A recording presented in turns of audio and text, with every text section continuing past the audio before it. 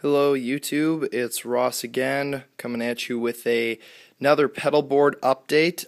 It's been a few months since my last update and only a few things have really changed, but they are somewhat significant, so I thought I would just give a little rundown for those who were interested. So basically, the last time I did an update, I was going through a couple overdrive transitional phases of sorts, and I kind of reached a conclusion on which overdrives really did what I needed, and which ones just kind of weren't fitting the profile, or whatever is a good word for that. So I'm just going to take you from the top to the bottom, starting with the top of the chain, which is the Pog 2.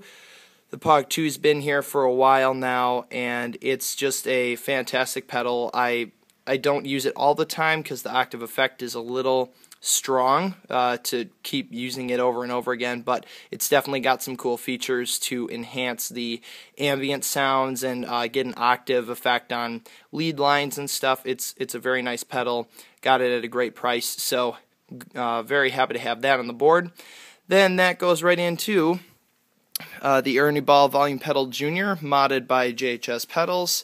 As you can see, it's got the power out or in, whatever it is, on the side there. And it's basically got a no tone loss mod or whatever, and it completely isolated the tuner out. So that means that I can use the tuner out going to the TC Electronic Polytune. Pretty standard tuner deal, and let's see, we go from the Ernie Ball Volume Pedal Junior into the Love Pedal Amp 11, which I have lately been using for my Duo Jet overdrive, and the boost function is very, very nice on this. It's just a really great transparent sounding overdrive, and the boost function works very, very well. I didn't think I would be using it very much, but it just really it's nice because you can be playing rhythm kind of lighter on the regular channel and then throw the boost on for a more heavy rhythm sound or for a lead line, and it just works really well. It's very easy to get a good sound out of. So that's kind of how I have it set. It's not too screaming. The tone is up pretty high because I kind of like to have that high fidelity sound with the Gretsch going on. So anyway, Love Pedal Amp 11 goes into the Full Tone OCD, which is one of the longest standing pedals on the board to date, and I use this primarily for my Palmer ES335 copy, and it's basically just an incredible pedal for that kind of grind Marshall sound, and I've got it on the HP or high peak setting on the OCD, and it just sounds great with the Palmer. I don't really care for the OCD for every single guitar out there necessarily, but this pedal just works really well for just that kind of warm humbucker sound. So we go OCD into the Mad Professor Sky Blue Overdrive, which I've been using kind of on and off as a overdrive for the Duo Jet sometimes, and sometimes as a kind of heavy boost for the Palmer on the OCD. So they end up being stacked sometimes, and I just have this set on a really kind of a low gain setting, but it just sort of picks up the mids a little bit and ups the volume a little bit, and it just kind of has it creates a standout quality of a lead line being played through it. So that works out nicely. The BB Preamp from Exotic Effects, I think everybody knows what this is, and I've been using the Strat through this primarily, and with the lace sensor pickups, it just really, really works nicely. It's got a very nice, warm, vintage sound to it, and it just sings with the Strat. But really, this pedal works well with a lot of guitars, I think, and having the treble and bass control really make a big difference on this pedal as well. So highly recommended, very much enjoy it.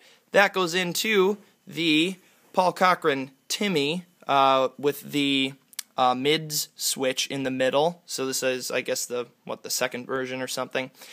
And I've been using this primarily with my Telecaster, the 72 Thinline Reissue. and it's definitely working out very well, and I have not found a way to make this pedal sound bad yet. It just sounds very, very nice.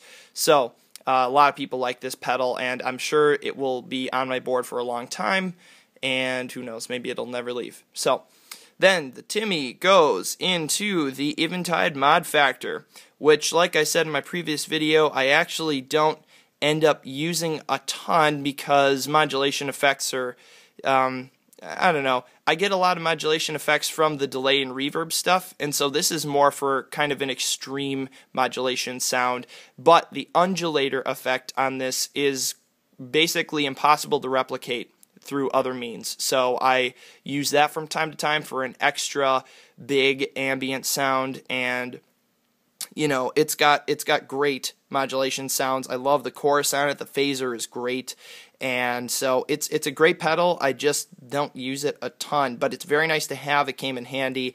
Last week I needed a very distinct phaser sound, and that's where it came from. So anyway, Eventide ModFactor going into the Boss RV3, which has been on the board since the board was created. It's basically my first pedal I ever got, and right now I'm using it for just kind of a, I don't know, it's hard to describe this kind of reverb sound. It's sort of that lo-fi reverb, and it kind of filters the tone a little bit when it's on, and so it's a little bit of a tone sucker, but it's got a very unique sound to it that just creates a cool effect, and I kind of like to stack it with the other reverb and delay sounds that I have going on. So, sounds great.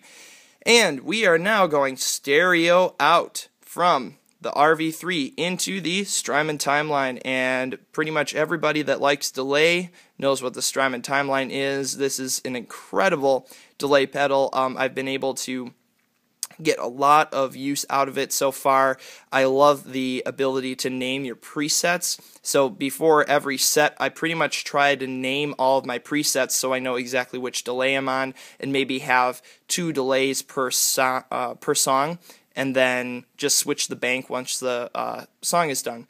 So it's just got so many great sounds on it. I really am enjoying using the tape mode, but the digital is great. The dual delay is a lot of fun. I like the D bucket a lot. It's just a very, very nice delay pedal. Oh, and the ice delay is awesome. Very, very cool for kind of that ambient shimmer sound. So that pedal is awesome. We go stereo out into the Eventide Space Reverb, and basically, again, it's kind of an everybody knows reverb well enough to know this pedal kind of a thing, and it is a fantastic buy if you like reverb. It's just got so much tweakability. If you don't like having too many options, it's maybe a little much, but for the money, this was exactly what I was looking for. You can name your presets, you can have tons of presets, you can change about any parameter you can imagine on any of the presets, and it's got about 12 different sounds. It's just got so much capability, and I'm thinking about maybe in the future utilizing an expression pedal, but that might be a little more work than I'm willing to put in.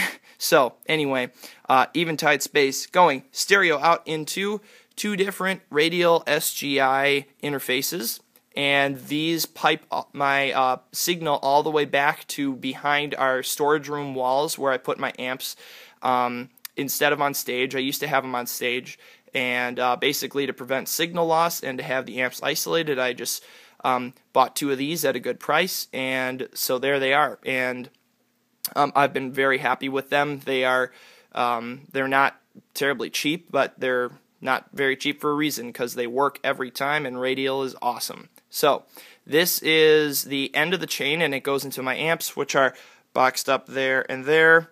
Marshall Bluesbreaker reissue and the Fender 212 Deville. So anyway, that's the pedal board, guys. Oh, and underneath, it's being powered by 2 Voodoo Lab Pedal Power 2 Pluses, and it has a couple wall-warts underneath as well for the Strymon Timeline and the Eventide pedals and the Radial pedals as well. So anyways, thanks for watching, guys. Glory to God, and God bless y'all.